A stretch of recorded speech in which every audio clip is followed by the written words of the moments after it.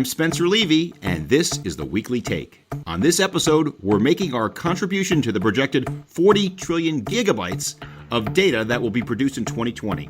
That's 40 zettabytes if you're counting at home, or 2.5 quintillion bytes per person per day.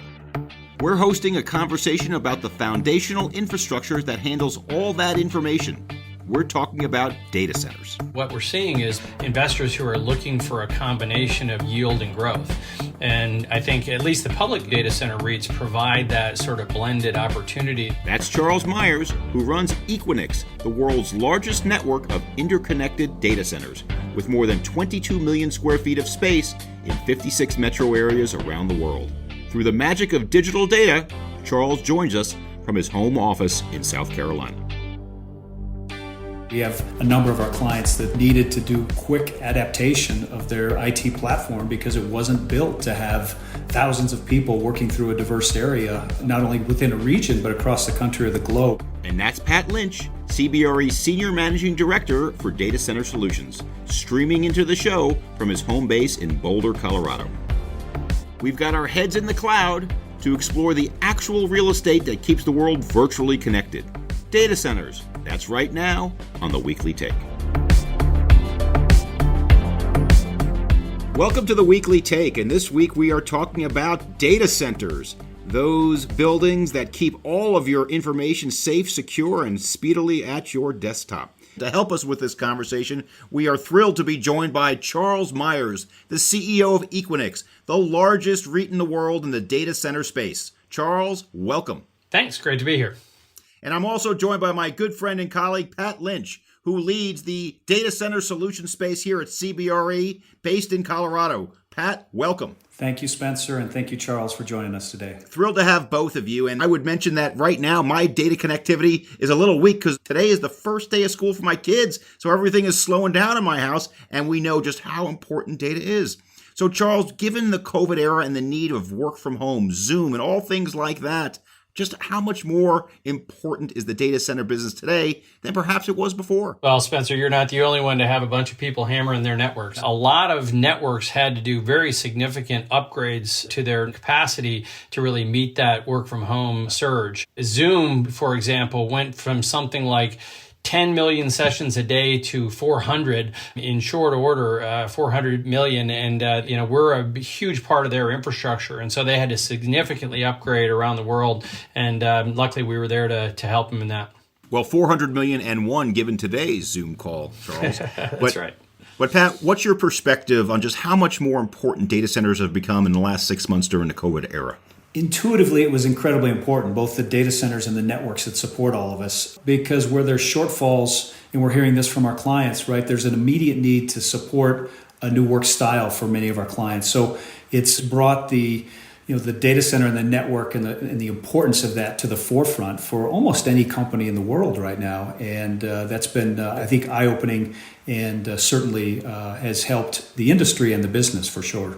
But even though none of us really know for sure exactly how much work from home is going to transform work, how many people are going to go back, how many people are going to stay working from home, we don't think we're going to be going back to the pre-COVID era for data centers. We're going to see a permanent increase in demand. Charles, would you agree with that?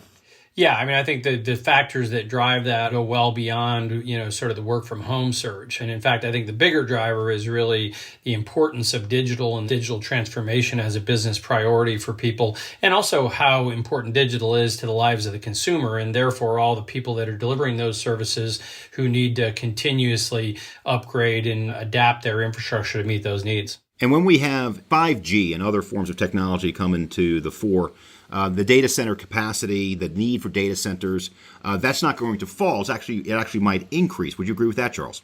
Yeah, absolutely. We've seen this, by the way, before, right? People, kept saying, oh, how could we possibly need that much bandwidth? But as the bandwidth increases, the uses to suck it up seem to continue to go with it. And I think 5G is going to be another example of that. Charles, walk us through why a traditional real estate investor should consider data centers or not.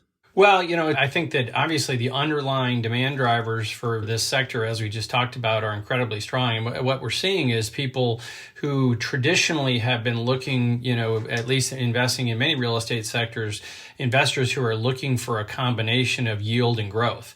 And I think at least the public, data center REITs provide that sort of blended opportunity that is quite compelling. If you look at what we offer on a dividend basis, and then you combine that with the fact that we're able to deliver significant growth because of, the sector in which we play, I think that's a real, significant opportunity to get behind. Well, Charles, let me push a little bit harder on that question if I could, because many moons ago, I was an investment banker and I covered the REIT space, including data centers.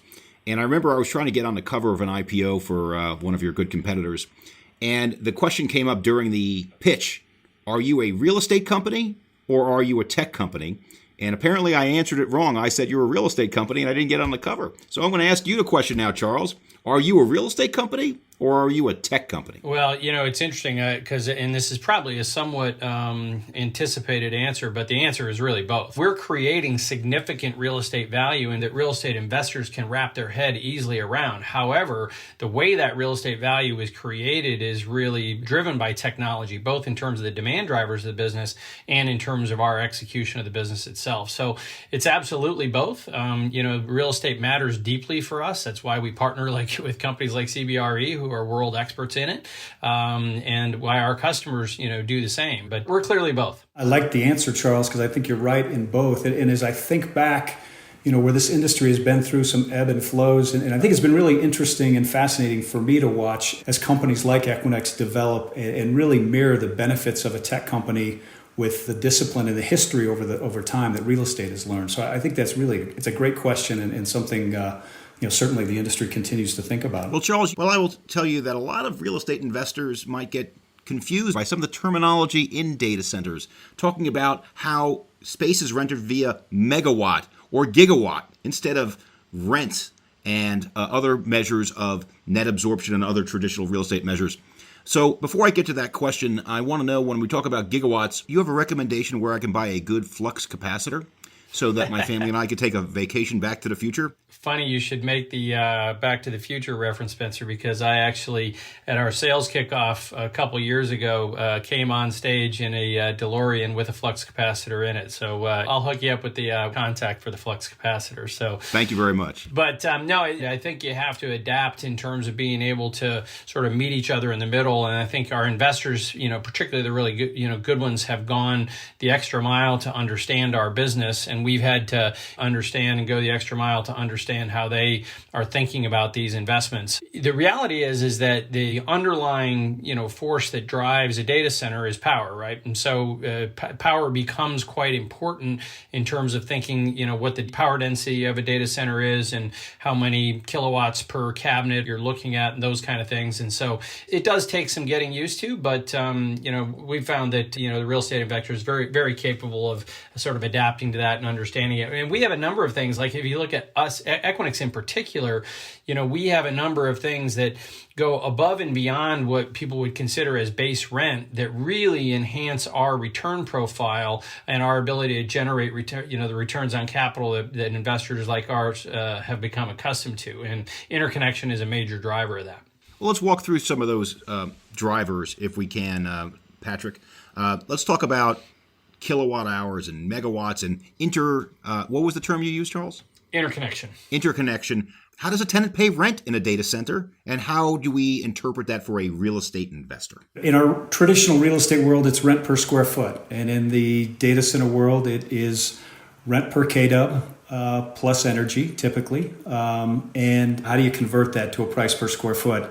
The challenge is, Spencer, we have assets that, back in the day in the level 3 world, we built to 75 watts a square foot, and people thought we were crazy. We'll never use it. And there's clients of ours today that are, building well in excess of 300 watts per square foot. So the conversion becomes very difficult and actually meaningless because it really depends on the power that you're utilizing. But there are definitely similarities in that you're leasing electrical and cooling capacity within a facility, and then the interconnection component that Charles mentioned. When we think about the global requirements that we're solving for our clients, one of the things that continues to emerge, connectivity has always been important. I'm going to state the obvious, But as clients do more and more cloud adoption and what we call a hybrid IT adoption, which is multiple clouds, they want a facility where they can connect to multiple cloud providers, be in a secure environment. And for our international clients, they need to do that on an international scale. So I think those are some of the things that we look at that become very important. And of course, uptime and reliability of both the facility and the network are absolutely of the utmost importance as well. I want to go back to just the one key word we keep coming back to here, which is power, and the availability of power and the use of power. I read a statistic in The Economist about 2 years ago that said data centers consumed 7% of all the world's energy. That was 2 years ago. I suspect it's a little bit higher than that now, but it also brought up the point that some of these data centers might be located in places like Iceland, where it's cold, because cold might be the new power. So Charles, walk us through how important not only power is, but how it drives your location decisions and how those might change over time. Well, there's a lot of aspects to that question, but one, we are absolutely significant users of power, and I would absolutely guess that you're right. That number is north of 7% now, particularly as you look at the power consumption requirements of data centers built by the major cloud hyperscalers, for example. But it really depends a lot, Spencer, on what the nature of the data center is, because there are data centers where they can be located proximate to low-cost power resources and proximate perhaps to sources of cooling, whether that be deep water cooling or free air cooling in very cold environments, and the cost of operation therefore can be reduced. However, not all data centers can be out in the middle of nowhere, because the need for them to deliver information in a real-time fashion is still there for many use cases. And so what you see is this sort of tiered architecture of data centers where large server farms with less real-time needs can be located further out, closer to power sources, but ones that are really driving where data needs to be cached or transmitted between parties in near real time, those are going to be closer to urban centers where fiber densities are higher and connectivity is higher. Let's talk about that other factor now, which is fiber densities, the quality of the fiber, the amount of the fiber. I mean, that's why a lot of these location decisions are being made in places like Northern Virginia. That's right. Being made in New York City, being made near the physical fiber. I read a great book a couple years ago by Michael Lewis called Flash Boys. I'm sure you guys are familiar with that. Oh, yes. Talking about the need for speed, and it's all about fiber. So, Pat, why don't you talk about the fiber factor and how location decisions are made? Part of what our clients expect from us, Spencer, is to help them decide and determine what's the best way to bifurcate their needs, right? And in fact, this network component has become such an important part of our business and really all of our clients' business that we made a very strategic acquisition earlier this year of a company called NEF, or New England Fiber, and we've now brought that expertise in-house, really emphasizing your question and the importance of that. I think about tying the power and the fiber questions together. We have clients that are building places in my hometown of Omaha, Nebraska. Lots of big hyperscale, folks building there. Very inexpensive power, lots of fiber, and very aggressive tax incentives. That works for components of things like big storage or something that can be less latency sensitive and is really cost driven. That's very different than someone interconnecting into a carrier hotel in Los Angeles or New York or Northern Virginia or London. So I think part of the services that we bring that are critically important to our clients is mirroring the problem they're solving for or problems they're solving for with the locations that best adapt to that. And I think the industry has gotten much better at that and excited about what that means for the future. I think the other component, since you're talking about power, I've shared this often. 4 or 5 years ago, almost every client we were working with asked about renewables. It was on their checklist. They maybe didn't value it that much, but I'm really encouraged by how things have changed in our industry, because today that same question is on the checklist and it has a meaningful impact on their decision process. So I think that's encouraging for all of us as we do continue to grow this business and absorb more and more of the power grid. So staying on that sustainable point, Charles, and recognizing it's a high power use industry, there's still a way to do it and stay green. Would you agree? Absolutely. In fact, I think it's incumbent on us as significant users of power to do that in a socially responsible fashion. We've committed to 100% renewable energy to power our data centers and really advanced very significantly towards that goal and are north of 90% already. Now, I've also noticed there's been a lot of building. And in connection with there being a lot of building, I've noticed that the price or the rent paid per kilowatt hour has been dropping for the last 4 or 5 years, maybe a little bit longer than that. Is that because there's too much supply? How do you read those statistics, Pat? Is that of concern, or tell me what you think?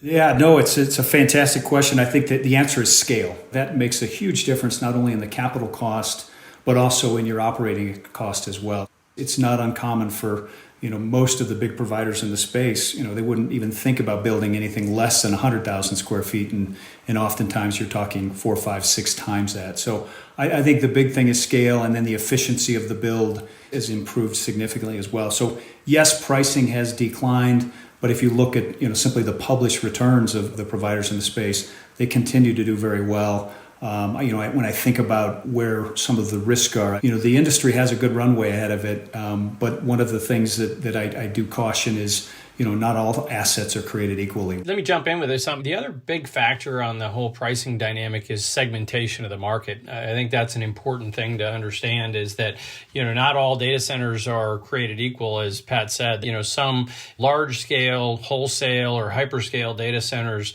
they operate at a very different scale, and they have a different price point. A lot of the capital has flowed into that segment of the market, whereas if you look at in the retail space, and in particular in the more interconnection oriented retail space, what people are really looking for, and in fact you mentioned Flashboys, is to interconnect to other key parties. So what really matters is who's in the data center that they can interconnect to. And in the case of financial trading, if they're looking to get where those matching engines are, they'll pay what it takes to get proximate to them. And so there has been a very significant segmentation in the market, and I think the demand supply issues are different by segment. Well, let's dig a little bit deeper into that interconnectivity between user A and user B, because as a consumer of a data center or data center services, I have a choice. I have a choice of farming out my services to a third-party location. I could build my own. I could have an old-fashioned server room in the back of my office, or all three. So, Pat, how do you work with different users of data center services and walk them through these 3 choices of do it themselves in their office, do it themselves in their own data center, or use a third-party facility? That interconnection piece is difficult and some would argue impossible to recreate. When you think about the capital investment that is in place, be it the long-haul fiber networks or the infrastructure of the various networks and cable providers and everybody else you're trying to connect with, back to my Omaha example, I can't build a facility in suburban Omaha and recreate that. Or at least not without multiple millions and millions of dollars to do that. So that's one segment of the space. And then we typically see many of our enterprise clients, Spencer, that also have a co-location facility that may be adjacent to or next to that interconnection hub. And then we still have some of our enterprise clients that have their own data centers. I will tell you that list is getting smaller and smaller by the day of the enterprise client that says, I want to build, own, and operate my data centers. In fact, one of our most active areas today is helping those enterprise clients monetize their former, which in some cases is 3, 4, 5 years old. They no longer, that enterprise facility no longer serves that purpose, significantly driven by the cloud and the interconnection piece. So we're helping them monetize that facility into a partial lease back. It becomes a multi-tenant facility. There's a lot of capital available today to do that.